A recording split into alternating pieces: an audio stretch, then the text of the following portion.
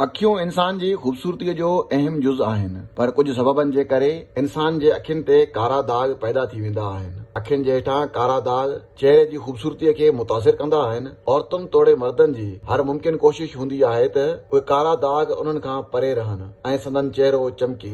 तंहिं करे घणा ई माण्हू मुख़्तलिफ़ क्रीम इस्तेमाल कंदा आहिनि, जंहिंसां संदन चहिरे जी रौनक ख़तम थी वेंदी आहे। हाणे इहो मुमकिन आहे त महांगी आई क्रीम इस्तेमाल करण खां सवाइ बि अव्हां घरेलू टोटकनि सां ई इन्हनि कारनि दाग़नि खे ख़तम करे सघो था।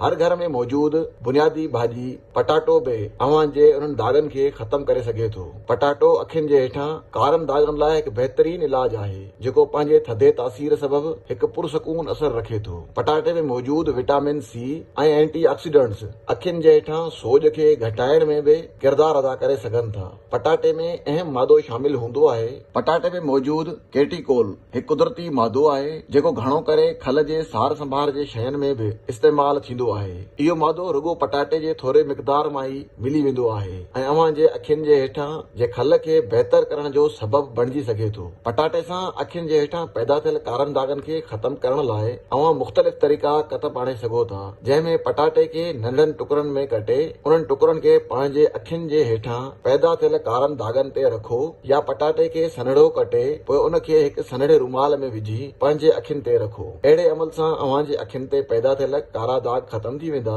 इन अमल खे 15 मिंटनि ताईं करियो। अव्हां जे चहिरे जी रौनक बहाल थी वेंदी।